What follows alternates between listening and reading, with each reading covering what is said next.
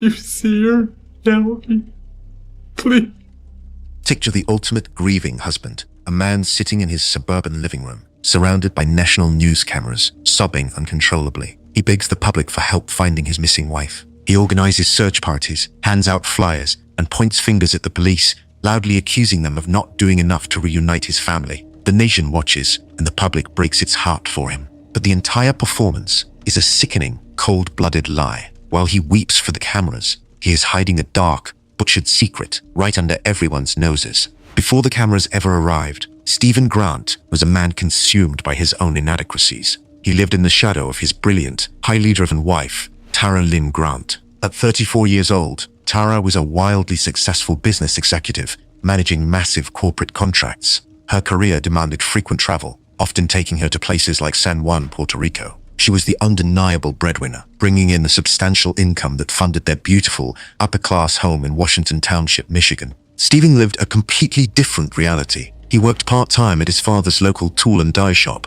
but his primary role was staying home to watch their 4-year-old and 6-year-old children. He was deeply insecure and felt entirely emasculated by his wife's demanding career. Instead of supporting her, he cultivated a venomous resentment and a deep jealousy over the time she spent with a specific male co-worker. To claw back a sense of superiority and control, Stephen built a secret double life. He initiated a sexual relationship with the family's 19-year-old au pair, Verena Diakis. While Tara was traveling the country to provide for their family, Stephen was carrying on an affair with the teenager hired to help with the kids. He even slept with the au pair the night before his wife returned from her latest business trip. The tension finally boiled over on the night of February 9th, 2007. Tara returned home exhausted, and a vicious argument immediately erupted over her frequent work trips. The physical altercation escalated when Stephen struck her. Tara fought back, threatening to call the police. She told him he would go to jail and lose custody of their 2 young children. That absolute threat to his control and freedom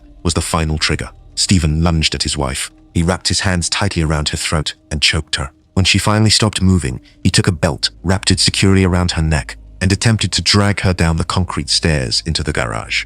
Under the dead weight, the belt snapped, and her head struck the concrete floor. Standing over the mother of his 2 children, Stephen made a cold, calculated decision to erase her entirely. He dragged her body into the trunk of her own SUV. Under the cover of darkness, he drove to his father's tool and die shop. Using his access to the industrial facility, he planned to systematically dismember his wife. He initially grabbed a tree saw, but the tool failed to cut. Forced to improvise, Stephen took heavy-duty bandsaw blades, broke them into large pieces, and wrapped a rag around one end to create a makeshift handle. He manually cut the body into 14 separate pieces. The psychological reality of his own actions took a severe toll. Stephen had to drink alcohol heavily throughout the gruesome process, vomiting multiple times as he worked. He packed her remains into black plastic garbage bags, placed them back into the trunk, and drove to Stony Creek Metro Park. He scattered all the bags, including the one containing her torso, deep in the frozen brush and snow. With the evidence concealed,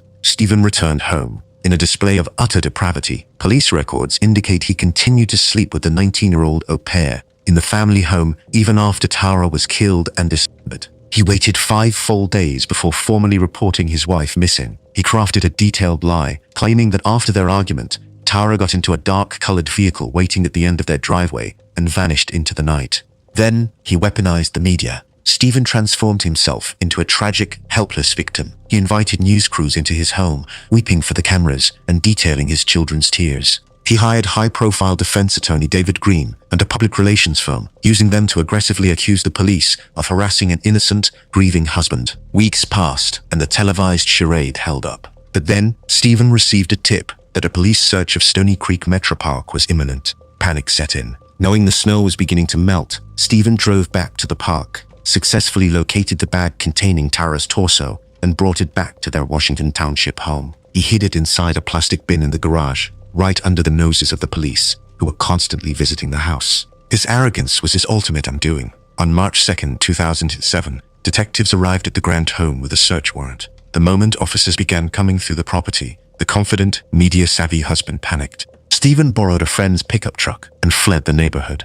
When police opened the garage, they found the plastic storage bin. The gruesome discovery shattered the illusion Stephen had spent weeks building. His high-profile attorney, David Green, immediately and publicly withdrew as his legal counsel in a televised address. Search teams descended on Stony Creek Metro Park and recovered the rest of Tara's remains. A massive manhunt swept the state. Police did not just look at old records, they actively tracked Stephen's real-time cell phone pings. The signal moved over 200 miles north to the Mackinac Straits area. He had driven deep into the unforgiving wilderness of northern Michigan. He abandoned the truck and fled on foot into Wilderness State Park, hiding among the snow-covered trees. While freezing in the wilderness, Stephen placed a phone call to the 19-year-old au pair. He finally admitted he killed his wife, but cowardly minimized the extreme violence, claiming he just pushed her and she fell. Tracking dogs and a police helicopter scoured the landscape. They found Stephen hiding under a fallen tree, severely frostbitten and suffering from extreme hypothermia. He was airlifted to a hospital in Petoskey, Michigan.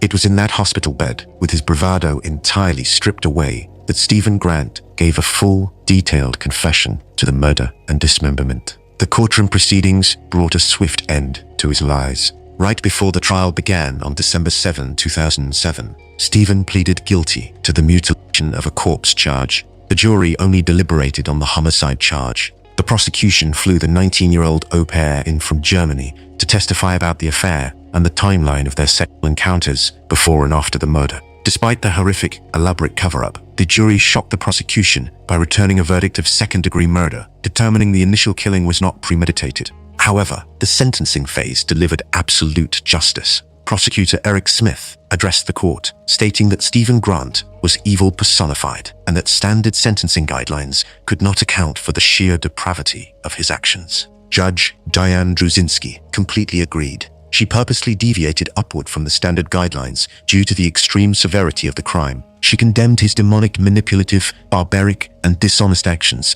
calling the entire case mind-numbing to the court. Stephen Grant was sentenced to 50 to 80 years in a Michigan state prison. He exhausted his state appeals in March 2010, when the Michigan Supreme Court affirmed his conviction. He remains incarcerated today and will not be eligible for parole until he is 80 years old. He will forever be remembered not as the tragic hero he played on television, but as the monster who butchered his wife and smiled through his tears. Imagine meeting the perfect guy. He is charming, handsome, and successful. He takes you on romantic dates and seems deeply invested in building a future with you. But he carries a heavy burden. He looks you in the eyes and reveals that he recently lost his wife, and the upcoming holidays will be his very first without her. You feel terrible for him. Your heart breaks for his tragic loss. But there is just one massive, horrifying problem. His wife is not dead yet. She is sitting at home, 8 months pregnant, completely unaware that her husband is already playing the grieving widower to his brand new girlfriend.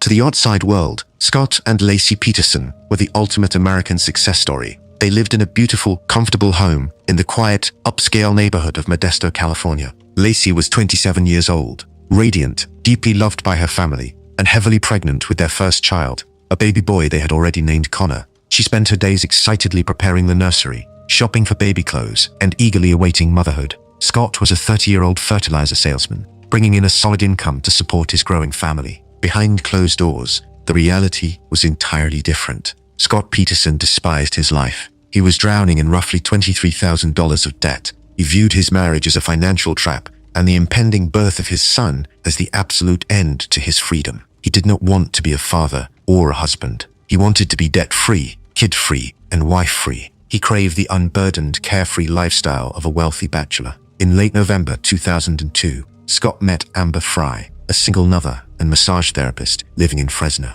He immediately initiated a passionate, secret double life. He showered Amber with attention, acting like a man with absolutely no strings attached. But Scott knew he could not maintain the charade forever while living with a heavily pregnant wife. Instead of pursuing a messy, expensive divorce, he formulated a permanent solution. The digital footprint of his premeditation was chilling. On December 8, 2002, Scott sat at his computer and searched for San Francisco Bay tides, ocean currents, and boat ramps. He specifically searched for the weather conditions at the Berkeley Marina for the morning of December 24th. The very next day, December 9th, he purchased a 14-foot aluminum boat using his own name. He completely hid the purchase from Lassie and his family, and he purposefully failed to register the watercraft with the Department of Motor Vehicles. To finalize his plan, he went to his warehouse workspace. Using a 5-gallon bucket and a 90-pound bag of cement, he manufactured homemade concrete anchors. Police later found only one anchor left inside the boat.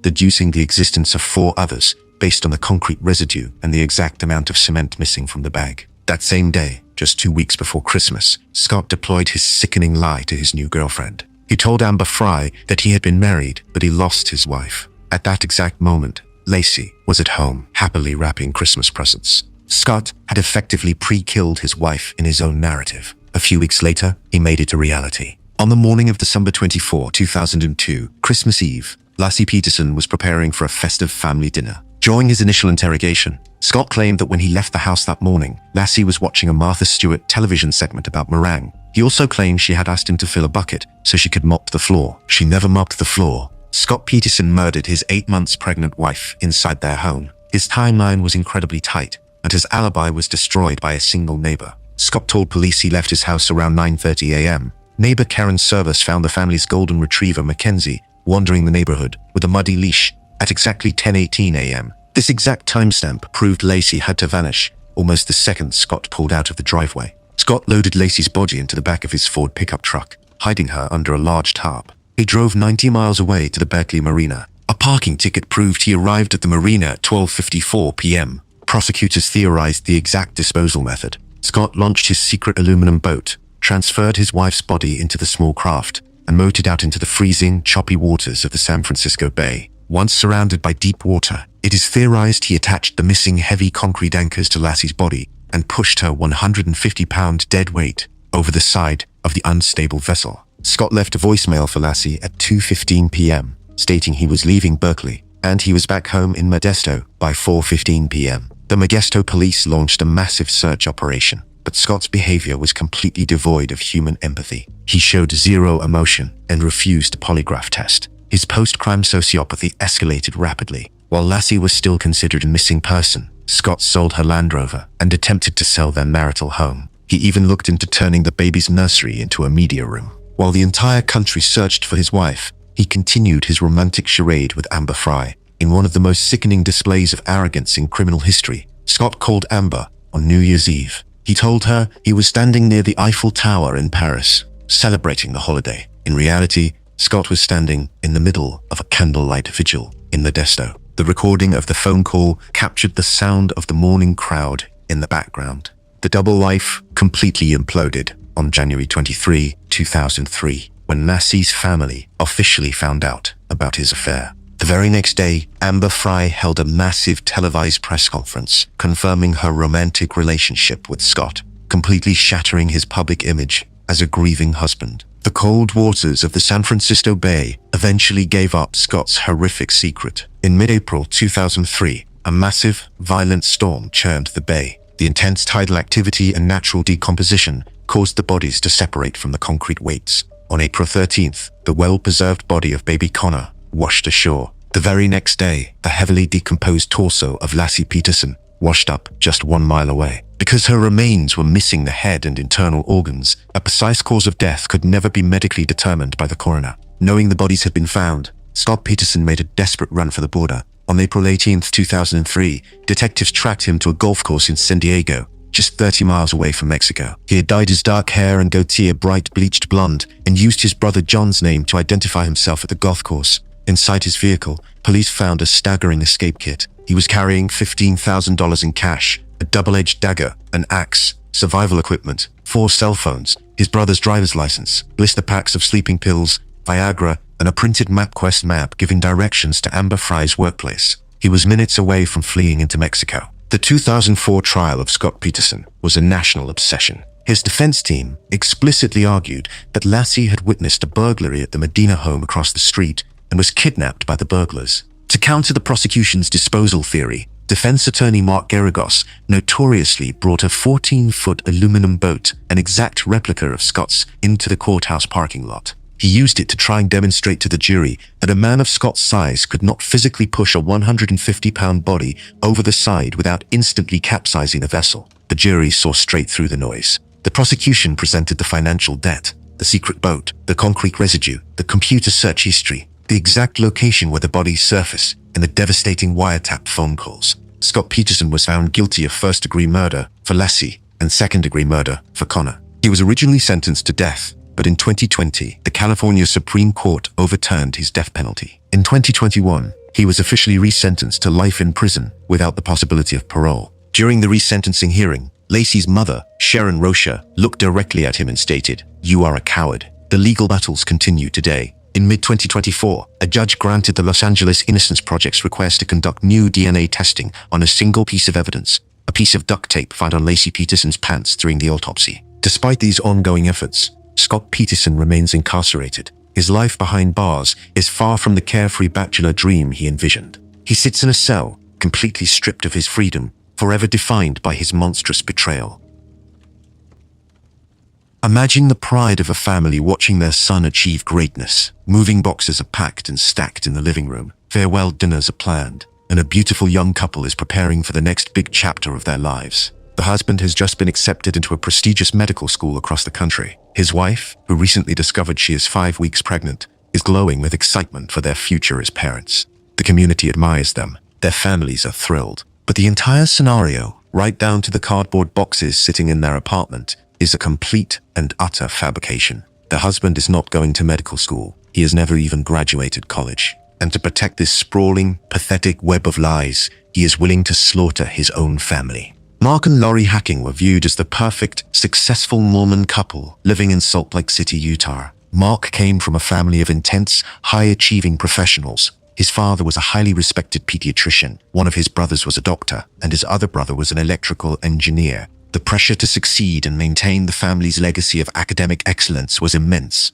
But instead of putting in the actual work, Mark Hacking chose to build his entire existence on a foundation of deceit. For years, Mark convinced his wife, his parents, and his in-laws that he was a dedicated, hard-working college student. He faked his way through his entire adult life. He never graduated from the University of Utah, despite telling everyone he walked away with a degree. He even allowed his mother-in-law to help him write fake term papers and store his supposed college textbooks in her garage. The lies escalated to an astronomical delusional level when Mark announced he had been accepted into the University of North Carolina Medical School. He celebrated with his family. He and Lori spent weeks packing their apartment into boxes for the cross-country move to Chapel Hill. He was a master manipulator, sustaining a daily illusion of prestige while secretly working a low-level job as a hospital orderly at a local psychiatric institute. His behavior at work revealed a deep, unsettling narcissism. While employed at the psychiatric hospital, Mark ran unauthorized group therapy sessions with the patients. He acted as their actual therapist and bizarrely insisted the vulnerable patients call him Franz,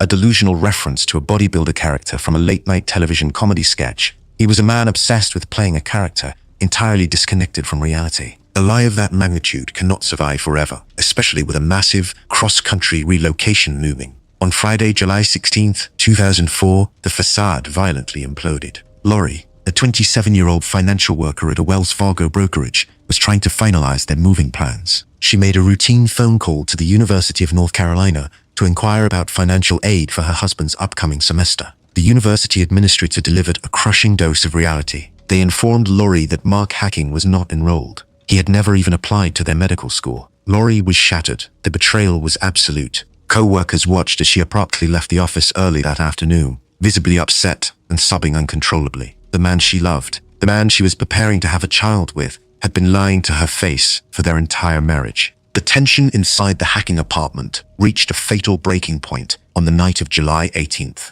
A massive argument erupted when Lori finally confronted Mark about his fabricated education, the fake medical school acceptance, and the devastating reality that their entire life was a sham. Instead of begging for forgiveness or facing the reality of his monumental deception, Mark chose violence. After the intense confrontation, Lori went to bed, physically and emotionally exhausted. Mark stayed awake. He sat in the living room and played video games on his Nintendo console. He paced around the apartment, surrounded by the moving boxes packed for a life that did not exist. In his later confession, Mark attempted to minimize his monstrous intent, claiming he simply came across his .22 caliber rifle while packing boxes, and that the discovery of the weapon triggered a spur-of-the-moment decision. It was a pathetic excuse to mask a calculated execution. Mark picked up the rifle, walked into the couple's bedroom, stood over his sleeping, pregnant wife, and shot her directly in the head. He did not panic. He immediately transitioned into a methodical cover-up. Mark wrapped his wife's body in black plastic garbage bags. Knowing the mattress was soaked with physical evidence, he used a knife to cut off the bloody pillow top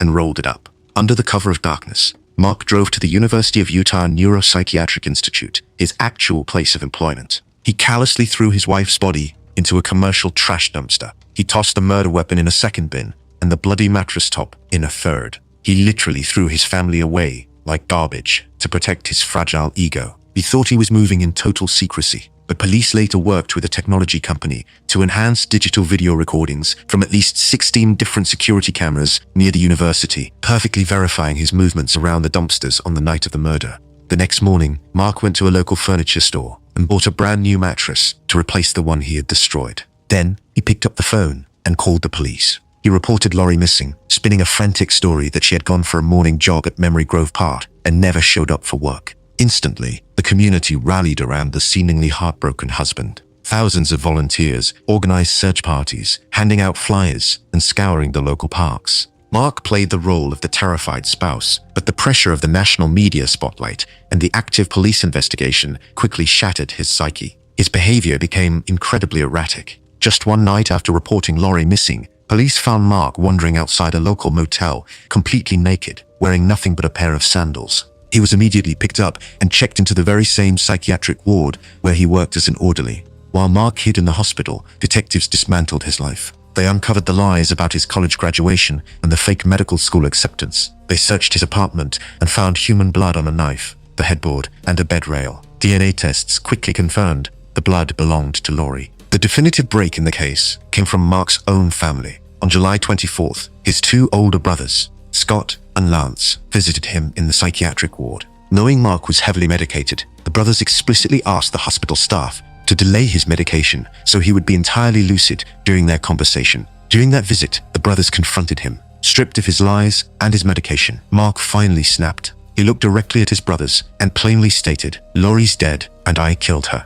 Horrified by the cold truth, his brothers immediately went to the police and relayed the confession. With the confession secured, the investigation shifted from a rescue mission to a grim recovery operation. Because Mark had thrown Lori into a commercial dumpster, investigators knew exactly where her body had ended up. The search of the Salt Lake County landfill was a grueling, horrific undertaking. For exactly 33 working days, police and volunteers worked through the intense summer heat, manually sifting through approximately 4,600 tons of compacted garbage. Their relentless dedication eventually paid off on October 1, 2004, when they successfully located Lori Hacking's remains, finally bringing her home to her grieving family. Because Lori's body spent over 2 months degrading in a toxic landfill, the remains were severely compromised. Medical examiners were unable to legally prove that she was 5 weeks pregnant, a fact she had happily confided to her friends just days before her murder. This lack of medical proof stopped prosecutors from pursuing an aggravated murder charge, directly saving Mark Hacking from the death penalty. To avoid the spectacle of a trial and a guaranteed conviction, Mark pleaded guilty to first-degree murder. The sentencing hearing laid bare the absolute devastation he caused. Lori's mother, Thelma Soras, delivered a heartbreaking statement to the court. She revealed the gruesome reality of Mark's actions, stating that out of her beautiful 115-pound daughter, she was only able to bury 15 pounds of bone fragments and teeth recovered from the trash. When given the chance to speak, Mark offered a twisted apology, stating, "I put them in the garbage, and they rotted out at the landfill. I'm tormented every waking minute by what I did." The judge was entirely unmoved by his words. She sentenced him to the mandatory term of 6 years to life in prison, but explicitly noted on the record that she would strongly recommend to the parole board that he be held for a very long time. Mark Hacking remains incarcerated today, serving his sentence in the Utah State prison system. He traded a fabricated life of prestige and success for a concrete cell, forever remembered, not as a doctor, but as the pathetic coward he threw his pregnant wife in a dumpster because he was too terrified to admit he was a failure. Imagine achieving the ultimate American dream. You are married to a successful, wealthy businessman. Together, you raise your 3 children on a sprawling multi-million-dollar estate in Indiana. The property features 18 acres of lush woods, riding trails, and a massive indoor swimming pool. You believe you are giving your family an idyllic, privileged life. But the entire reality is a terrifying illusion. Every time you pack up the kids and leave town for a family vacation, your goofy, providing husband turns your luxurious estate into a private hunting ground. You do not realize it, but you are raising your children on top of a literal mass grave. Herb Baumeister possessed a terrifying ability to compartmentalize pure evil behind a facade of quirky, upper-class respectability. To his community in Westfield, Indiana, he was a massive success story. In the late 1980s, Herb and his wife Julie founded the Save-A-Lot thrift store chain. The business was highly lucrative, turning the Baumeisters into prominent, wealthy figures. The massive profits allowed them to purchase Fox Hollow Farm, an 18-acre equestrian estate that served as the ultimate symbol of their financial triumph. Herb played the role of the eccentric but harmless father perfectly, but the darkness inside him was present long before he ever made his fortune. As a teenager, his father, who was an anesthesiologist, had him psychologically evaluated due to his highly disturbing behavior. The doctors diagnosed Herb with paranoid schizophrenia and antisocial personality disorder. He exhibited an intense fascination with dead animals and human waste. He was a deeply disturbed apex predator with an insatiable bloodlust, masking his true nature behind a tailored suit and a retail empire. Long before he bought his estate, Herb hunted on the open road. He is the prime suspect for the I-70 Strangler murders, a string of at least 11 young men and teenage boys who were found strangled to death and dumped along the interstate between 1980 and 1991. But when the Save-A-Lot money rolled in and he purchased Fox Hollow Farm, Herb no longer needed the dark highways. He moved his hunting ground to his own backyard. The sprawling acreage of Fox Hollow Farm was not just a status symbol, it was a logistical necessity for a serial killer. The property was heavily wooded and entirely isolated from prying eyes. Whenever his wife took the children on vacation, Herb initiated his sickening double life. He drove into the nearby city of Indianapolis and aggressively cruised the local gay bars, specifically targeting the 501 Club. He operated under the fake name Brian Smart. He was charming, well-dressed, and weaponized his wealth to lure men back to his massive estate. He targeted vulnerable individuals, men who lived on the margins of society or were estranged from their families, knowing their disappearances would not immediately trigger a massive police response.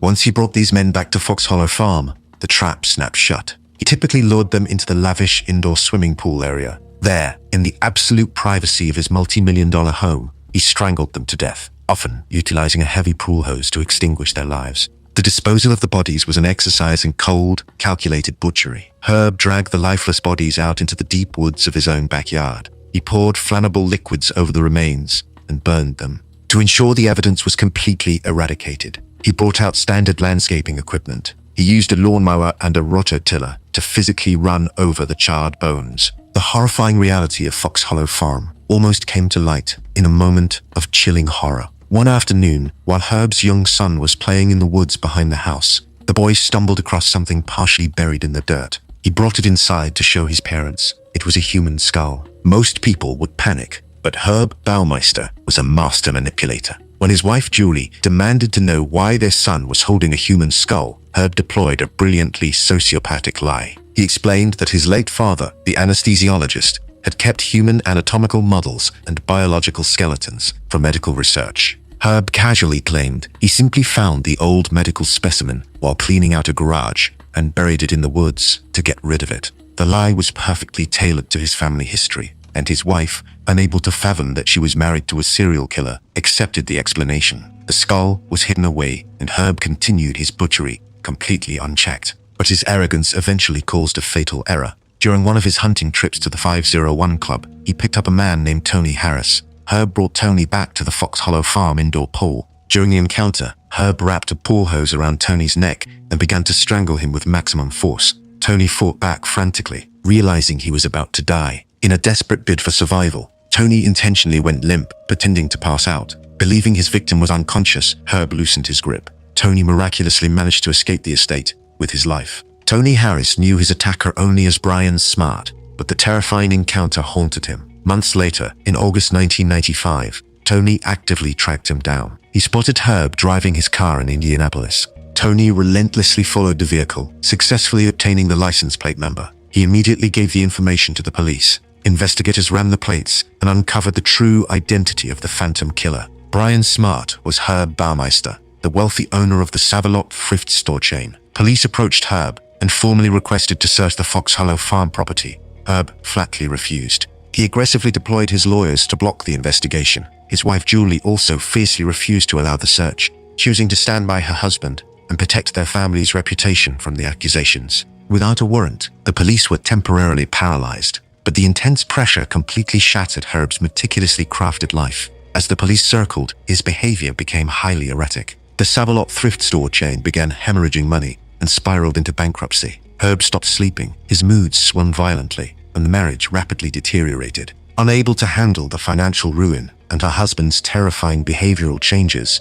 Julie Baumeister finally filed for divorce. In June 1996, while Herb was away from the estate on a summer vacation, Julie finally granted investigators full permission to search the grounds of Fox Hollow Farm. When the police entered the woods behind the multi-million-dollar home, they stepped into a waking nightmare. The search teams began sifting through the dirt in the creek bed. They did not find intact bodies. They found an industrial-scale slaughter ground. Investigators unearthed over 10,000 crushed human bone fragments scattered across the property. The goofy, providing father was officially unmasked as one of the most prolific serial killers in American history. But Herb Baumeister never faced a judge or a jury. The moment he realized the police were digging up his backyard, the wealthy businessman ran like a coward. He fled across the border into Ontario, Canada. On July 3, 1996, as the entire country watched the horrifying excavation of his property on the nightly news, Herb pulled his car into Pinery Provincial Park. He took a revolver, pointed it at his own head,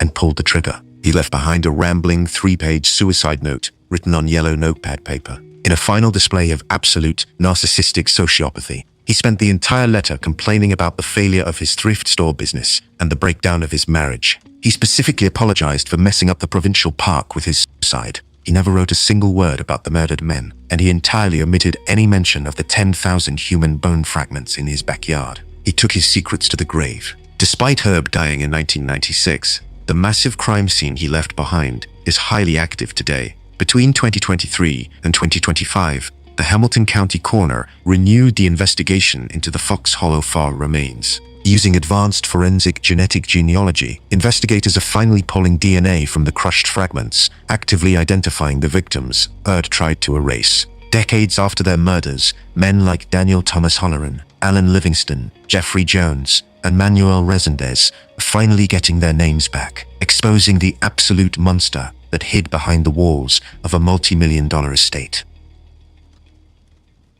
Imagine being married to a real-life superhero. Your husband is a highly respected physician, holds a law degree, and serves as a prominent Sunday school teacher in your tight-knit community. He provides a wealthy, picture-perfect life. You trust him implicitly with your health, your children, and your future. But this flawless resume is nothing but a meticulously crafted mask. Your husband does not want to be a family man anymore. Instead of asking for a divorce, he uses his medical expertise to turn your own home into a death chamber, permanently replacing you with a secret mistress before your side of the closet is even emptied. Martin and Michelle McNeil lived in the affluent, quiet community of Pleasant Grove, Utah. Michelle was a vibrant former local beauty queen, a devoted mother to 8 children, 4 biological and 4 adopted, and the absolute heart and soul of the family. Martin, on paper, was an untouchable pillar of society. He worked as the clinical director at the Utah State Developmental Center. People looked up to him as a beacon of morality and success.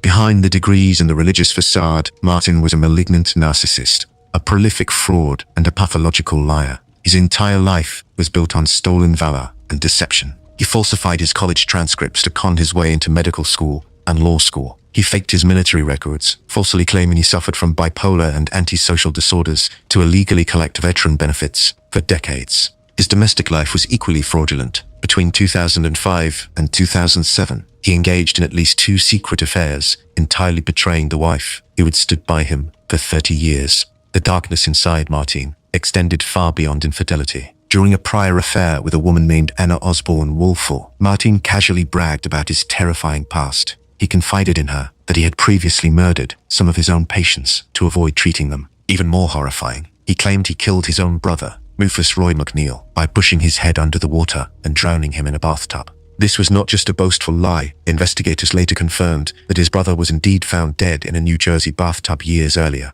Martin McNeil was a predator who viewed human life as entirely disposable. By early 2007, Martin was deeply involved in a passionate affair with a woman named Gypsy Willis. He wanted his wife dead to start a new life with his mistress, and he laid out a calculated, cold-blooded foundation for murder. To deflect tension and rearrange his finances without raising suspicion, Martin openly lied to his church and community, claiming he had terminal cancer. He manipulated his neighbors' sympathies while secretly plotting his wife's execution. Martin weaponized his medical authority to orchestrate the ultimate, untraceable crime. He relentlessly pressured his 50-year-old wife into getting a cosmetic facelift, Michelle did not want the surgery. She felt beautiful as she was, but Martin berated her, insisting it was absolutely necessary. When she finally caved to his demands, Martin took total control of her medical care. He personally instructed the plastic surgeon, Dr. Scott Thompson, to prescribe a massive, highly dangerous cocktail of heavy medications for her recovery. He specifically demanded unusually strong doses of diazepam,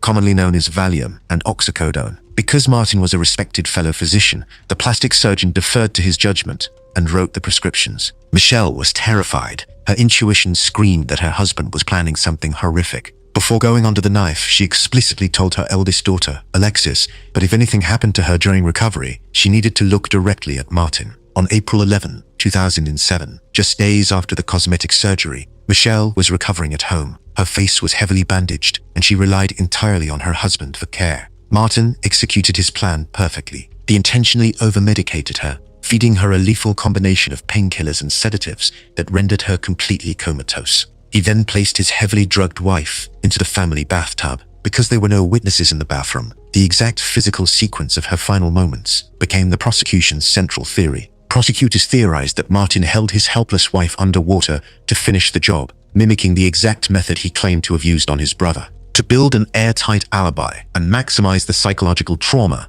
Martin purposefully left the house to pick up his 6-year-old adopted daughter from school. He orchestrated the timing perfectly, so that his young daughter would be the one to walk into the bathroom and discover her mother's lifeless body submerged in the water. When the child screamed, Martin rushed in and played the role of the frantic, grieving doctor. He called emergency services and performed fake, performative CPR for the paramedics to solidify his innocence. Because of his prestigious medical credentials, the initial death was ruled an accident caused by the combined effects of heart disease and drug toxicity. The medical examiner simply did not question the word of a respected physician. Martin thought he had committed the perfect crime. His post-murder behavior was a masterclass in sheer depravity. Just 2 weeks after burying his wife, Martin moved his secret mistress, Gypsy Willis, directly into the family home. He introduced her to his grieving children as their brand new nanny. Gypsy had zero childcare experience. She ignored the children entirely, spending her days locked in the master bedroom with Martin. To fund his new life, Martin and Gypsy completely erased the identity of one of Martin's adopted daughters,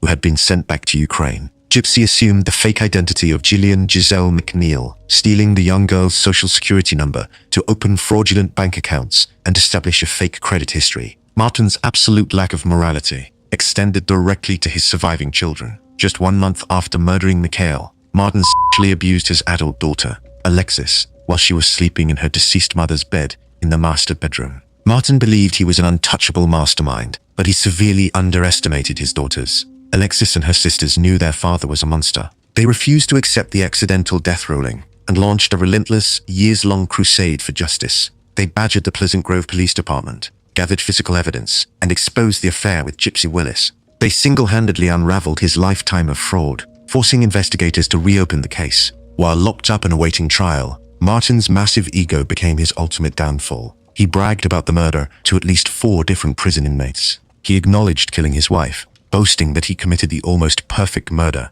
by intentionally pumping her full of drugs, knowing it would be difficult to detect during an autopsy. In 2013, the untouchable doctor finally stood trial. The proceedings became a massive media spectacle, highlighted by the prosecution physically bringing the actual bathtub where Michelle McNeil died directly into the courtroom to display to the jury. The prosecution presented the fake credentials, the weaponized prescriptions, the stolen identity, and the damning inmate confessions. The jury saw him for exactly what he was, an arrogant, cold-blooded killer. Martin McNeil was found guilty of first-degree murder and obstruction of justice. He was later tried and convicted of forcible sexual abuse for the incident involving his daughter. The judge ensured he would never see the outside world again, handing down consecutive sentences. He received 15 years to life for the murder, 1 to 15 years for obstruction, and an additional 1 to 15 years for the sexual abuse. Stripped of his medical license, his law degree, and his freedom, Martin could not handle the reality of a concrete cell. In December 2013, shortly after his murder conviction, he attempted to escape his sentence by dismantling a disposable shaving razor and using the blade to slice his own femoral artery in the Utah County Jail.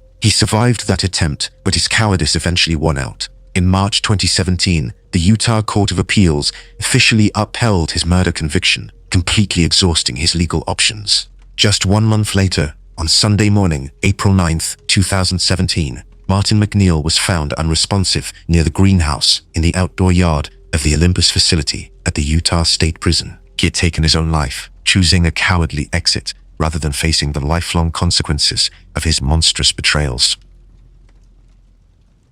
In the modern digital age, it is almost impossible to commit a crime without leaving a digital footprint. Every movement is tracked, every purchase is logged, and every dark thought typed into a search engine is permanently recorded. When a beautiful, successful mother of 3 vanished on New Year's Day, her husband played the role of the frantic, cooperative spouse perfectly. He smiled for the cameras, welcomed the police into his home, and calmly spun a highly detailed lie about a sudden work emergency. He thought he was outsmarting the authorities, but he entirely forgot that his internet browser history was a meticulously time-stamped diary of cold-blooded butchery. Anna Walshy was a 39-year-old immigrant from Serbia who built an incredible, high-achieving life in the United States. She was brilliant, fiercely ambitious, and deeply devoted to her 3 young sons. But she worked as a highly successful real estate executive for Tishman Speyer, commuting frequently between her family home in the affluent coastal town of Cohasset, Massachusetts, and her corporate office in Washington, D.C. She was the sole provider for her family, bringing in a massive income and carrying the entire household on her shoulders.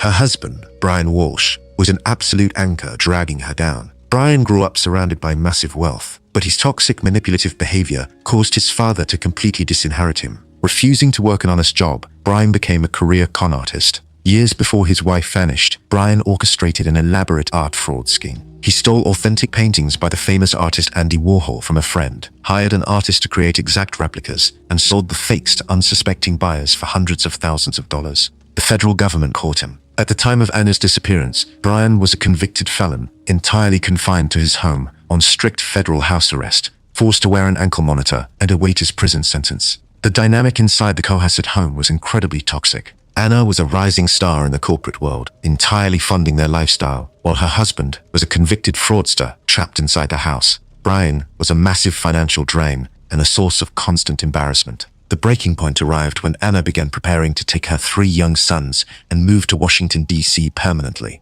leaving her criminal husband behind. On top of this, Anna was engaging in a secret affair. Brian discovered this infidelity. Knowing his wife was leaving him for another life and his free ride was coming to a permanent end, he decided to eliminate her. On New Year's Eve, the couple hosted a friend for a celebratory dinner. The guest left the home around 1:30 in the morning on January 1st, 2023. The moment the door closed, the illusion of the happy marriage evaporated. While their 3 young boys slept upstairs, entirely unaware of the horror unfolding below them, Brian attacked his wife inside the family home. He extinguished her life, ensuring the exact method of his brutal crime would remain hidden by what he did next. Standing over his wife's lifeless body, Brian did not dial emergency services. He did not show an ounce of remorse. Instead, he turned to the internet. At 4:55 in the morning on New Year's Day, Brian grabbed his young son's iPad, opened the web browser, and initiated one of the most chilling, incriminating search histories in the history of the American justice system. He began by typing, "How long before a body starts to smell?" Minutes later,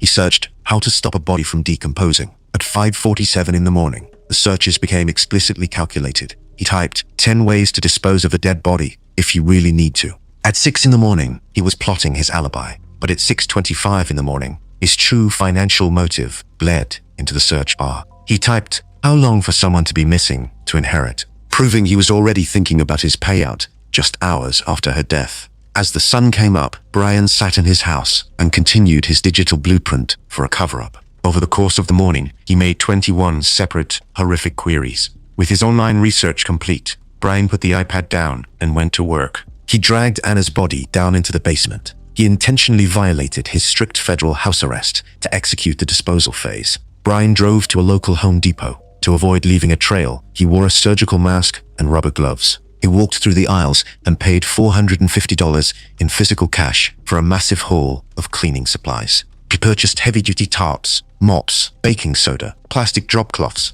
protective Tyvek suits, heavy-duty trash bags, and a hatchet. He returned to the Cohasset home and turned his basement into a kill room. Wearing the protective Tyvek suit, Ryan systematically dismembered his wife. He packed her remains and his blood-soaked tools into 10 specific heavy-duty trash bags, meticulously cleaning the basement floor to erase the physical evidence of his butchery. Over the next few days, he drove around the state of Massachusetts, utilizing dumpsters at apartment complexes and heavy industrial trash compactors to scatter the bags. He treated the mother of his children like common household garbage. Brian was so incredibly arrogant that he did not even bother to report his wife missing. He waited until January 4th, 3 days after the murder, when Anna's employer in Washington, D.C. called the Cohasset police. The company was highly alarmed because their most dedicated executive had missed her scheduled flights and failed to show up for work. Once Brian realized Tishman Speyer was looking for her and had already contacted authorities, he was forced into a corner and formally reported her missing himself. When police arrived at the home to conduct a wellness check, Brian played his part perfectly. He was calm, collected, and highly cooperative. He spun a detailed lie, claiming that Anna woke him up around 6 in the morning on January 1st. He told detectives she said she had a sudden work emergency, gave him a kiss, ordered a rideshare vehicle, and left for the airport before the sun came up. The police launched an immediate investigation, and Brian's fabricated timeline violently collapsed within hours. Detectives contacted the rideshare companies. No car was ever ordered to the house. They checked the airline manifests. Anna never boarded a flight. They pinged her cell phone. The data proved her phone never left the perimeter of the family home on New Year's Day. Investigators secured a search warrant for the Cohasset house. When they walked down into the basement, the facade was completely shattered. Despite his $450 cleaning spree, Brian was incredibly sloppy. Police found a damaged, blood-stained knife hidden in the basement. On January 8th, Brian Walsh was formally arrested for misleading a police investigation. As officers led him out of the police station in handcuffs, surrounded by flashing cameras and national news crews, Brian did something that absolutely disgusted the public.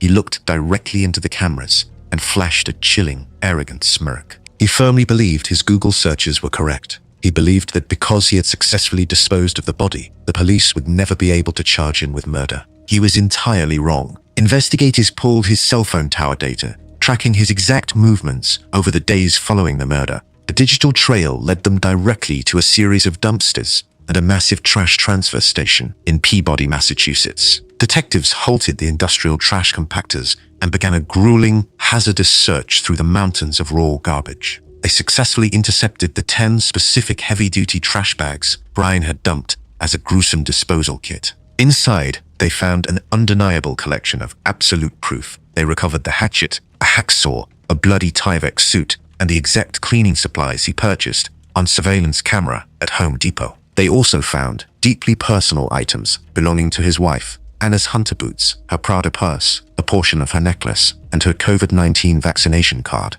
DNA testing rapidly and conclusively confirmed that the blood belonged to Anna Walshy. When detectives confronted Brian in the interrogation room about the 21 chilling Google searches on his son's iPad, he outright denied making them. He looked at the investigators and claimed he never used that iPad, stating he had no idea how the search history got there. The husband who thought he could outsmart the authorities by Googling how to get away with murder had handed the police a perfectly documented confession. Brian Walsh was indicted by a grand jury for first-degree murder, misleading a police investigation, and the improper conveyance of a human body. During his initial arraignment, the world watched as prosecutor Lynn Bayland stood in the courtroom and methodically read all 21 of his horrific Google searches into the public record, one by one. Brian stood handcuffed in a suit, his digital timeline cemented in front of the world, entirely stripping away his arrogant smirk. Because the legal system moves slowly, Brian Walsh remains incarcerated without bail, facing his charges from a concrete cell. He continues to plead not guilty to all charges.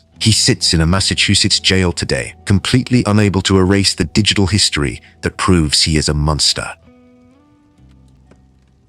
Imagine a wealthy, highly respected medical professional. He fixes teeth, smiles for his patients, and goes home to a sprawling house in an upscale neighborhood. To the outside world, he is the absolute picture of upper-class stability and success. But beneath the polished, wealthy veneer hides a fragile, deeply dangerous ego. This is a man who demands absolute control over his environment and everyone in it. And when the women in his life decide they no longer want to be with him, he does not just let them walk away. He executes them. In 1989, Barton Corbin was a dental student studying at the Medical College of Georgia in Augusta. He dated a 27-year-old fellow dental student named Dorothy Hearn, who went by the nickname Dolly. Dolly was brilliant, highly popular, and came from a prominent family of dentists. As their relationship progressed, Dolly realized the dark truth about her boyfriend. Bart was fiercely possessive, intensely jealous, and suffocatingly controlling. Recognizing the severe danger, she bravely ended the relationship.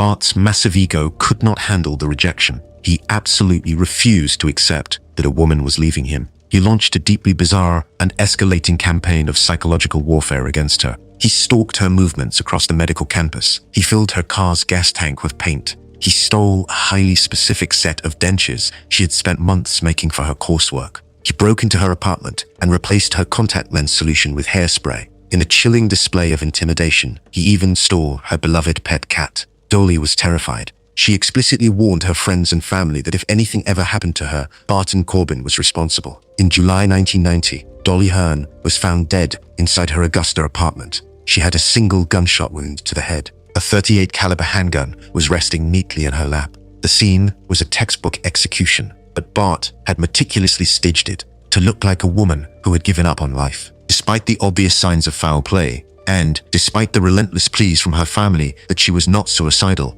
local authorities completely fumbled the case. They officially ruled her death a suicide. Bart Corbin walked away completely free. He graduated from medical school, secured his dental license, and began building his wealthy empire. Fast forward 14 years to 2004. Dr. Barton Corbin is a highly successful, wealthy dentist operating a lucrative practice in the Atlanta suburbs. He is married to 33-year-old Jennifer Corbin, a beautiful, devoted mother. They live in a massive, expensive home in Beaufort, Georgia, raising their 2 young sons, 7-year-old Dalton and 5-year-old Dylan. To the community, Bart is the ultimate provider and a dedicated family man. The reality inside the Beaufort home was a living nightmare. Bart was a domestic tyrant. He controlled the family finances with an iron fist, constantly belittled his wife, and dictated every single aspect of their daily lives. Jennifer was completely miserable, isolated, and desperately looking for an escape from her controlling husband. She found solace in the digital world, spending hours playing the online multiplayer fantasy game EverQuest. Through the game, she struck up a deep emotional romance with a player she knew as Chris. Chris promised to take her away from her miserable marriage and provide a safe, loving life. In a deeply tragic twist, Chris was actually a woman named Anita Hardwick, living in Missouri, using a fake male persona to catfish Jennifer. When Jennifer discovered the truth, she was shattered. She wrote devastated emails to Anita, stating, "You have absolutely ripped my heart out. I can't live this lie. It's killing me." Despite the heartbreak of the online betrayal, Jennifer still wanted out of her toxic marriage. When Bart discovered the online messages and realized his wife was leaving him, he was enraged. He could not stand the public embarrassment of a divorce, and he absolutely refused to lose his control. Just 5 days before the murder, Bart filed aggressive divorce papers and sued for sole custody of their 2 young boys. Then, he plotted his ultimate revenge, utilizing the exact same playbook that kept him out of a prison cell 14 years earlier. On November 30th, exactly 4 days before the murder, Bart drove to Troy, Alabama, to visit his close friend, Richard Wilson. Bart used his wife's online affair as a manipulative cover story. He told his friend that his wife was fooling around on him and he desperately needed a gun for his own protection. Believing the lie, Richard Wilson handed Bart a .38 caliber revolver. On the night of December 4th, 2004, Bart executed his wife. He snuck into the master bedroom where Jennifer was sleeping. He shot his wife once in the head. He then meticulously staged the scene to look exactly like the tragic suicide of a depressed, divorcing mother. He placed the .38 caliber revolver on the bed, right next to her hand. To complete the horrific tableau, he deliberately took his recent divorce filings from the Gwinnett County Superior Court and placed the legal papers directly under Jennifer's shoulder on the bed. In an act of pure, unforgivable cruelty, Bart purposefully left the house and drove to his brother Bob's home to spend the night. He intentionally left his wife's body in the bed, perfectly aware that his 2 young sons would wake up the next morning and find her. He weaponized his own children's trauma simply to build his alibi. The next morning, 7-year-old Dalton walked into the master bedroom and found his mother dead. He ran frantically to a neighbor's house to get help. When Bart's brother Bob broke the news to him that Jennifer was dead, Bart played the role of the shocked husband perfectly, running up the stairs and physically faking throwing up in the bathroom. Bart expected the police to take one look at the gun, note the divorce papers on the bed, and declare it a suicide, exactly like they did in 1990. He completely underestimated modern forensics. The scene was clumsily staged. The angle of the gunshot did not align with a self-inflicted wound, and the gun was resting in a highly unnatural position. Detectives dug deeply into the grieving husband's background. When they uncovered the 1092 death of Dolly Hearn, the entire case blew wide open. The similarities were staggering and completely defied any possibility of coincidence. Both women were actively attempting to leave Barton Corbin. Both were found dead from a single gunshot wound to the head. Both seams featured a .38 caliber handgun resting suspiciously close to the victim's hand. The digital trail destroyed Bart's manufactured alibi. Cell phone tower data explicitly placed Bart in Troy, Alabama on November 30th. Police squeezed his friend Richard Wilson. Wilson immediately flipped and confessed that he handed Bart the .38 caliber revolver. With the physical evidence mounting, the legal system launched a massive, coordinated strike against the arrogant dentist. He was officially charged with the malice murder of his wife, Jennifer. Simultaneously, prosecutors in Richmond County reopened their cold case and charged him with the 1990 malice murder of Dolly Hearn. The man who thought he had committed two perfect crimes was suddenly facing two separate murder trials, and the state was actively seeking the death penalty. But Bart Corbin maintained his absolute innocence, hiding behind his high-priced defense attorneys. But 4 days into jury selection, the master manipulator finally broke. His defense team learned that Richard Wilson had completely flipped and was ready to testify. Placing the exact murder weapon directly into Bart Corbin's hands was the final nail in the coffin. Facing a guaranteed conviction and a lethal injection, Bart stood before the judge and abruptly entered a guilty plea for the malice murders of both Dorothy Hearn and Jennifer Corbin. To spare the families the agony of two separate, massive trials, the prosecution accepted the plea deal. The judge sentenced Bart Corbin to 2 concurrent life terms in a Georgia state prison, allowing for the possibility of parole. He became legally eligible for parole after serving 15 years, but he has been continually denied release. He remains incarcerated in a Georgia Department of Corrections today, stripped of his wealth, his control, and his freedom. On April 27, 2007, the college officially awarded Dolly Hearn a Doctor of Dental Medicine degree, ensuring she will forever be remembered as Dr. Dorothy Hearn, a brilliant woman whose light was extinguished by a cowardly tyrant. Picture a desperate, heartbroken father standing in front of national television cameras. He holds up a photograph of his beautiful, pregnant wife and their smiling 20-month-old daughter. Tears stream down his face as he begs the public for any information that might bring his family home. He claims his wife simply walked out the door, taking their toddler with her, and vanished into thin air. The entire country of Australia watches the broadcast and aches for the abandoned husband. But his tears are a grotesque, calculated performance. He is not a grieving father waiting for his family to return. He is a cold-blooded butcher who slaughtered his pregnant wife and his toddler with a medieval-style weapon while they slept in their beds. To the outside world, John and Anna Sharp lived a perfectly ordinary, happy life in the quiet, affluent coastal suburb of Mornington, Victoria. Anna was 41 years old, deeply devoted to her family and heavily pregnant with their second child. Their 20-month-old daughter, Gracie, was the absolute center of Anna's universe. John was a 36-year-old tradesman, viewed by his neighbors and his in-laws as a quiet, hard-working provider and a dedicated father. Behind the closed doors of their suburban home, John Sharp harbored a deep, venomous resentment. He despised his domestic reality. He felt entirely suffocated by his marriage, viewing his pregnant wife as moody and controlling, and his toddler as a massive, exhausting burden. He wanted total freedom. He wanted a clean slate. For months, John secretly fantasized about murdering his wife. Sharp had a history of child molestation, having abused a young girl when he was a teenager. Relatives recognized that Anna had likely caught him abusing their daughter Gracie, prompting him to annihilate the entire family to protect his dark secret. His premeditation was cold and highly calculated. John did not purchase a standard firearm, which would require a background check and make a loud, unmistakable noise in a quiet suburban neighborhood. Instead, he drove to a local sporting goods store and purchased a high-powered, high-velocity spear gun. It was a weapon designed to kill massive ocean predators, firing thick, heavy steel shafts with brutal force. The execution began on the night of March 23, 2004. Anna was asleep in the master bedroom, entirely unaware that the man she trusted was standing just outside the door. John gripped the loaded spear gun, walked into the dark bedroom, and stood directly over his sleeping, pregnant wife. He aimed the weapon at her head and pulled the trigger. Horrifyingly, the massive trauma did not kill her instantly. John Sharp did not panic, nor did he show an ounce of mercy. He stood over his suffering wife and methodically reloaded the weapon. Reloading a spear gun requires a person to physically pull back thick, highly resistant rubber bands and lock them into place before inserting a new steel shaft.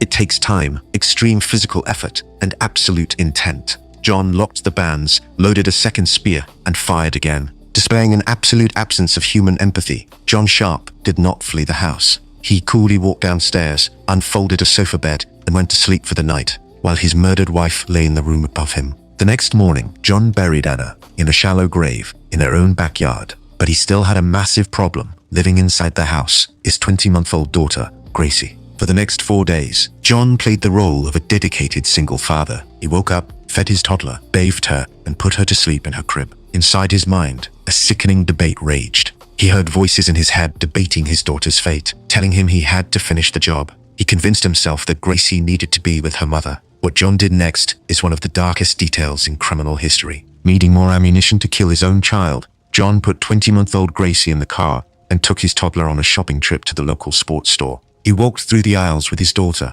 and purchased the specific additional steel spears he would use to end her life. On March 27, 2004, 4 days after murdering his wife, John Sharp sat in his house and drank several glasses of whiskey to numb his nerves. He picked up the spear gun, loaded the newly purchased spear, and walked into the nursery where Gracie was sleeping peacefully in her crib. He aimed the heavy steel weapon and pulled the trigger. As Gracie cried out for her father to save her, John fumbled with the weapon. He was entirely unable to look at his suffering toddler. Looking away from the crib, he forced the heavy rubber bands back, loaded a second spear, and fired again. He then launched a disposal operation of unimaginable depravity. John dug up his wife's remains from the backyard. He purchased a chainsaw and heavy-duty plastic tarps. In the privacy of his home, he systematically discarded the bodies of his pregnant wife and his toddler. He packed their remains into plastic bags and threw them directly into the local municipal wheelie bins, treating his own family like common household garbage. With the physical evidence hauled away to a landfill, John Sharp began his psychological manipulation.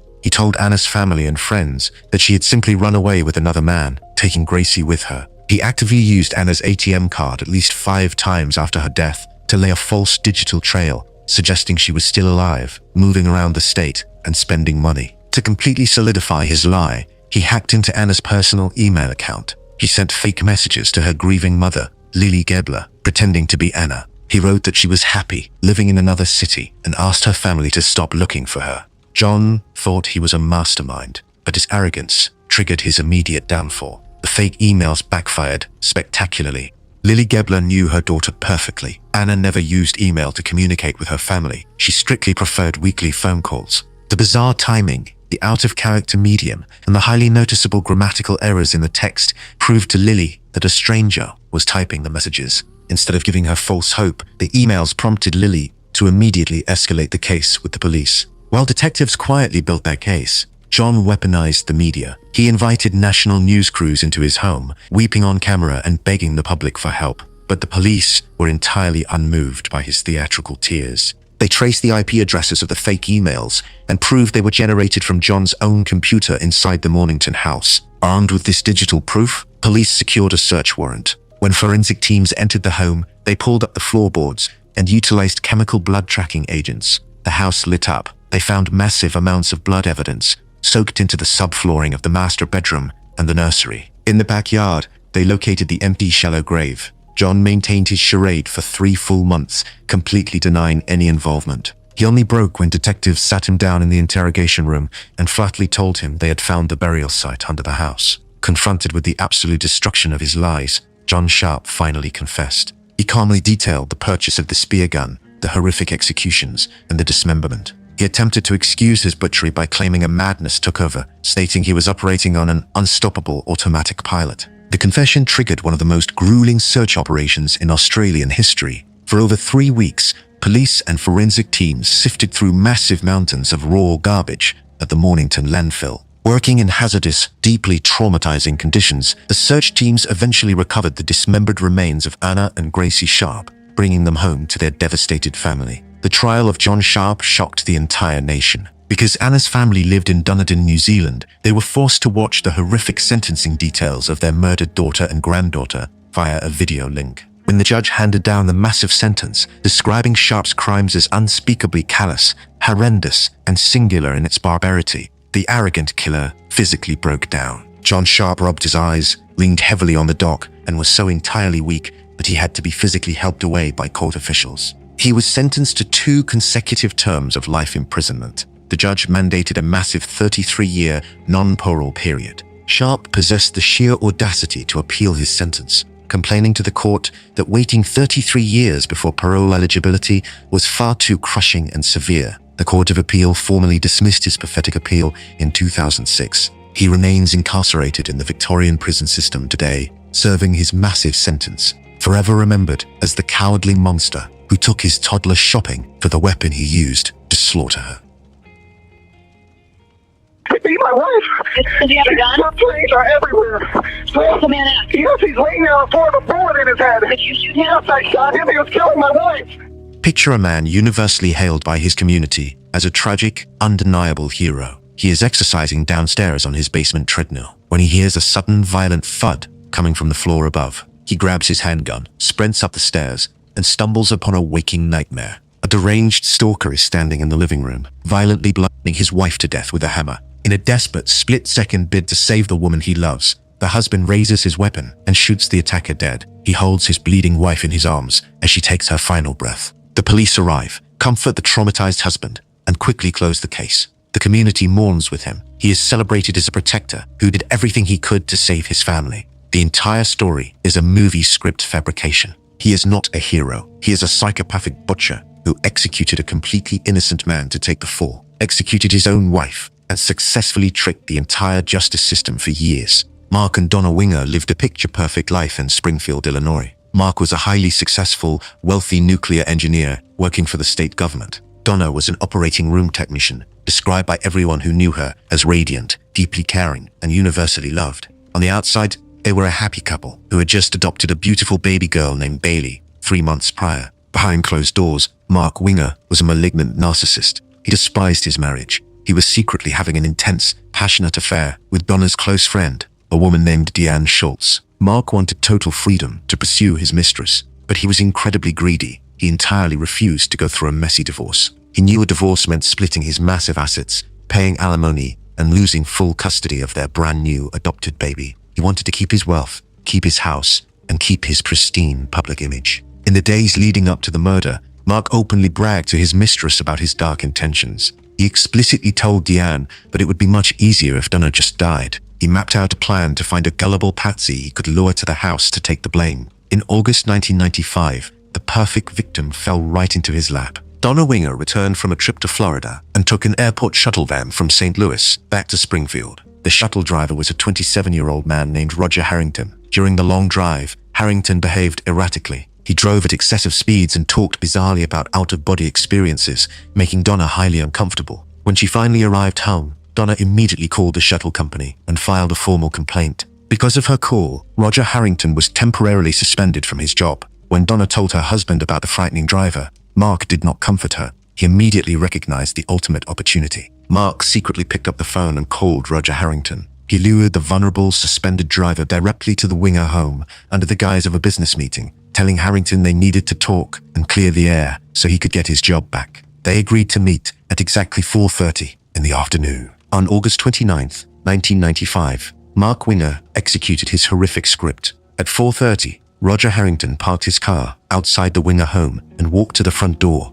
expecting a peaceful conversation to save his career. Mark opened the door and let the innocent driver into the foyer. The moment Harrington stepped inside, Mark raised his .45 caliber Springfield Armory pistol and shot the driver directly in the head. With his patsy dead on the floor, Mark turned his attention to his wife. He grabbed a heavy hammer, walked up to Donna, and brutally bludgeoned her to death in their own home. He then meticulously staged the scene. He placed the bloody hammer directly next to Harrington's lifeless body, perfectly arranging the room to look exactly like an interpreted home invasion. Mark picked up the phone and dialed emergency services. He launched into an Academy Award-winning performance. He hyperventilated. He cried hysterically. He spun his lie about being on the treadmill, hearing a thud, and running upstairs to shoot the intruder who was attacking his wife. The Springfield police walked right into the trap. They saw the wealthy nuclear engineer crying. They saw the suspended shuttle driver lying dead on the floor with a hammer next to him. They knew about Donna's prior complaint. The narrative fit perfectly. Detectives completely bought the story, offering Mark their deepest condolences.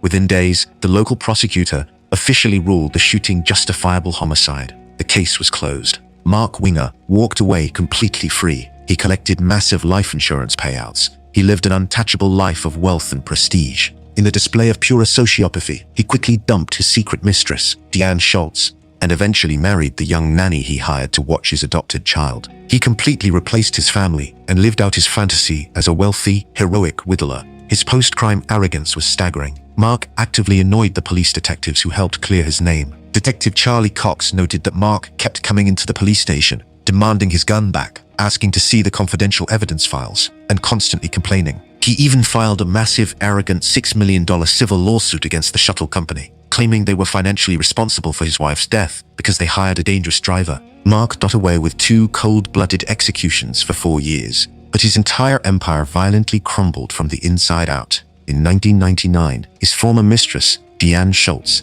realized she had been entirely discarded. Watching Mark live a luxurious life with his new wife triggered a severe psychiatric break. Following a suicide attempt, Deanne confessed the entire dark reality to her therapist. The therapist urged her to go to the authorities. Deanne walked right into the Springfield Police Department and completely destroyed Mark's heroic narrative. She confessed to the secret affair and exposed Mark's premeditated plan to use Roger Harrington as a pawn. Armed with this devastating testimony, investigators physically reopened the boxes of evidence from 1995. They pulled the original crime scene photographs and brought in expert blood spatter analysts to reconstruct the physics of the room. The science of blood entirely destroyed Mark Winger. The forensic timeline proved that Mark's story was a mathematical impossibility. Blood spatter experts established that Roger Harrington had absolutely zero of Donna's blood cast-off spatter on his clothing. If Harrington had been the one swinging the hammer, he would have been covered in microscopic blood droplets.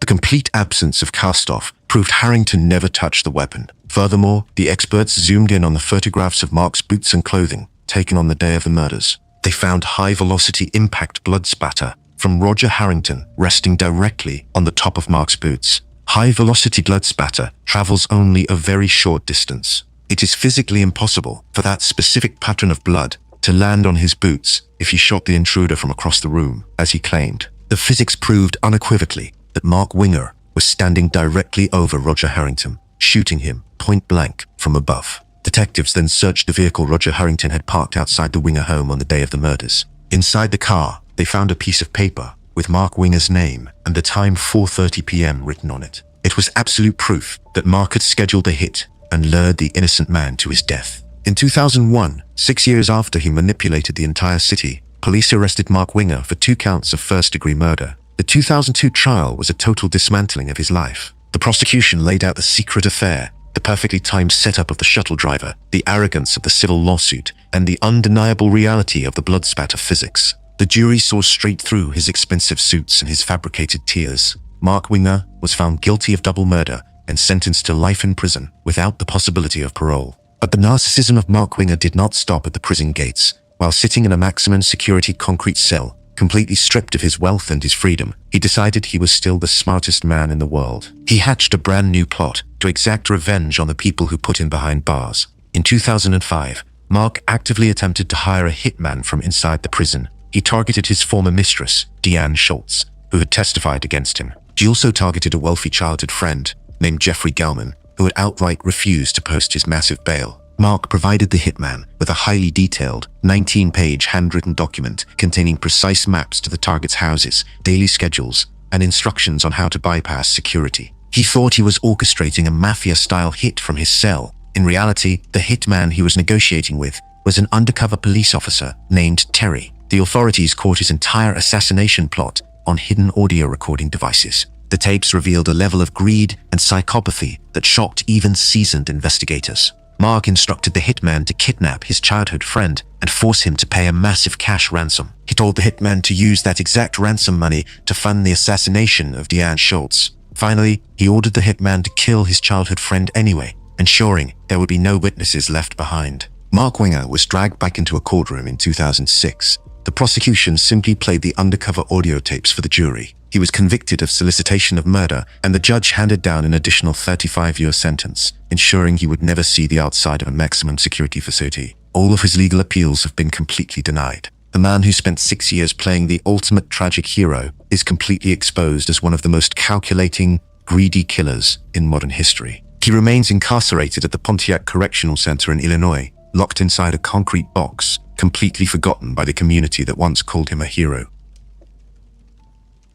Picture a devoted husband kissing his wife and newborn daughter goodbye. He grabs his keys and tells his family he is heading to his rented garage studio to work long hours on his passion project. He is an independent filmmaker, and he claims he needs the isolated space to build sets, edit footage, and direct actors. His wife supports his dream, completely unaware of the terrifying reality waiting at the end of his commute. The movie set is actually a fully functional, plastic-wrapped kill room, meticulously designed to mimic a hit television show. While his wife thinks he is bringing a script to life, he is actually torturing, butchering, and dismembering an innocent man. Mark Twitchell lived in Edmonton, Alberta. He presented himself to the world as a hard-working, ambitious independent filmmaker. He directed a low-budget fan film and desperately craved Hollywood fame. To fund his lifestyle and his projects, he heavily relied on his wife, maxing out her credit cards and draining their finances while she cared for their newborn daughter. But Mark harbored a dark, consuming obsession.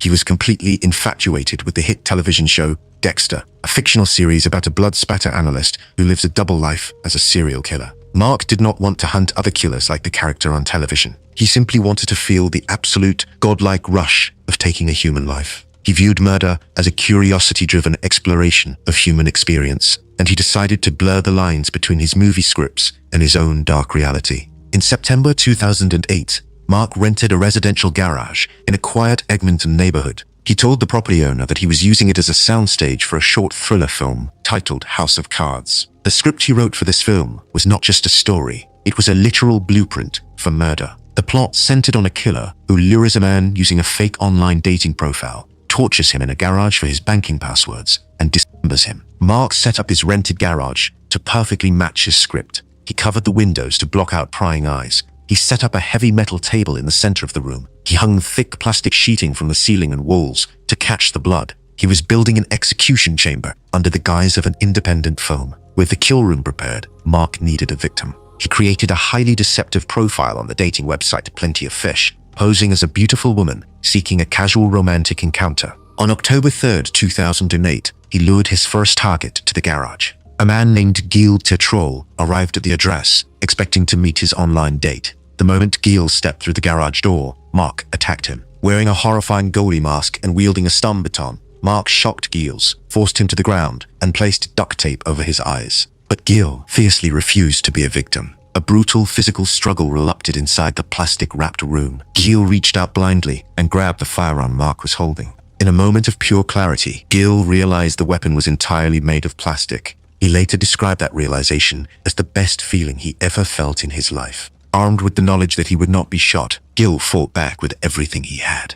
He rolled out from under the garage door and scrambled into the driveway, but Mark grabbed him by the legs and violently dragged him back inside the kill room. Gil fought free a second time, broke away from his attacker's grip, and ran into the night, successfully escaping with his life. Out of deep embarrassment and fear, Gils did not immediately report the bizarre attack to the police, leaving Mark completely free to set his trap a second time. Enraged by his failure, Mark's bloodlust only intensified. He went right back to the dating website and continued posing as the fictional woman. 1 week later, on October 10th, 2008, he successfully lured 38-year-old John Brian Altinger to the exact same garage. John was a hard-working pipeline inspector who simply thought he was meeting a woman for a date. The moment John stepped inside the dark garage, Mark ambushed him. Mark bludgeoned John over the head with a heavy steel pipe, dropping him to the plastic-covered floor. He then pulled a weapon and brutally stabbed the innocent pipeline inspector to death, simply to satisfy a television-fueled fantasy. Standing in his kill room,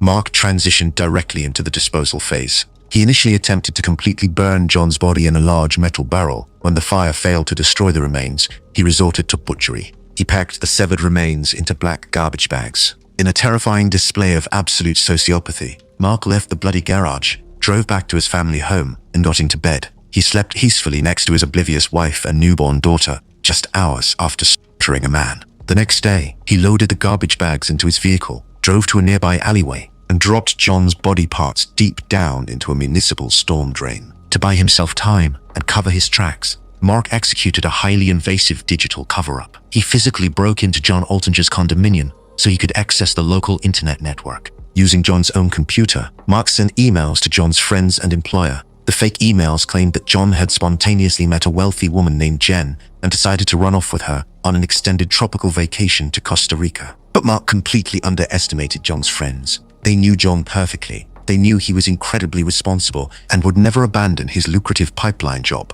all his life without a word. Furthermore, before driving to the garage, John had explicitly emailed his friends the exact address of where he was going to meet his date. Highly suspicious of the bizarre Costa Rica story, John's friends broke into his condominium to look for clues. They immediately destroyed Mark Twitchell's entire lie. Sitting right there in the condo was John's passport, sitting alongside a pile of unwashed dishes. It was absolute proof that John had not packed for an international trip and had never left the country. When John's friends reported him missing, they handed the police the exact address of Mark Twitchell's rented garage. Detectives approached the filmmaker, and Mark immediately spun a bizarre, fabricated story. He claimed he met John Altinger entirely by chance. According to Mark's lie, John told him he was leaving for Costa Rica with a wealthy woman and had no need for his Mazda 6 vehicle. Mark claimed John sold him the car on the spot for $40 in cash. Knowing the police were closing in, Mark mass emailed his own friends, urging them to stop talking to the investigators. He wrote to them, claiming the police lie and make things up, and instructed everyone to exercise their right to silence. The police ignored the absurd $40 car story and secured a search warrant for the garage. When they broke the padlock and entered the room, the independent film facade was completely shattered. The plastic sheeting had been removed, but when forensic teams applied chemical blood tracking agents, the concrete floor lit up. There were massive, undeniable amounts of human blood soaked deep into the concrete. Police swiftly arrested Mark Twitchell. They seized his personal laptop, and the digital forensics experts uncovered a 42-page goldmine of absolute depravity. Mark had attempted to permanently delete a specific document from his hard drive, but investigators easily recovered it. The file was titled SK Confessions, which stood for Serial Killer Confessions. It was a meticulously detailed digital diary documenting his entire horrific journey. The document explicitly stated his guilt in the opening lines. Mark wrote, "This story is based on true events. The names and events were altered slightly to protect the guilty. This is the story of my progression into becoming a serial killer." In the document, Mark explicitly detailed his failed first attempt with Gilles Tatreau. He detailed the brutal, successful murder of his second victim. He complained about the immense physical effort required to dismember a human body with a handsaw. But the most chilling entry detailed his twisted, psychological thrill. Mark wrote about the absolute godlike high of the kill, stating, "This experience changed my sense of place in the world forever. I felt stronger, somehow above other people. I felt like the proud owner of a very dark secret that no one would ever be in on." The 2011 trial of Mark Twitchell became a massive international media spectacle. Facing an absolute mountain of forensic evidence and his own 42-page diary, Mark's massive ego compelled him to take the stand in his own defense. He boldly admitted to the jury that he wrote the SK Confessions document. He fully admitted to dismembering John Altinger and dumping him in the sewer. But he presented a pathetic, desperate defense strategy. He claimed the actual death was self-defense. He argued that John Altinger became enraged upon learning the dating profile was just a prank for a movie and attacked him, forcing Mark to fight back. The jury rejected his fabricated lies entirely. The digital diary read exactly like a full confession, detailing precise, premeditated facts that entirely disproved any claim of self-defense. Mark Twitchell was found guilty of first-degree murder. The judge handed down the mandatory sentence for the charge: life in prison without the possibility of parole for 25 years. He officially dropped his legal appeals in 2012, sealing his fate. He sits today in the Bowden Institution, a medium-security prison in central Alberta. He lost his family, his freedom, and his delusional dreams of Hollywood fame. He is permanently stripped of his camera equipment and his props, forever remembered not as a brilliant, visionary filmmaker, but as a pathetic copycat butcher who entirely destroyed his own life just to mimic a television show. From the husband who wept on national television while hiding a butchered secret in his garage, to the man who staged a home invasion to play the ultimate hero, the stories of these 10 men represent the absolute peak of marital betrayal. They are the providers who preyed, the protectors who slaughtered, and their sick double lives leave a permanent scar on our understanding of human trust. They are, without question, among the most evil husbands in criminal history. If you found this exploration into these shocking cases compelling, please hit the subscribe button and turn on notifications. Share your thoughts on these stories in the comments below. Which case did you find the most disturbing?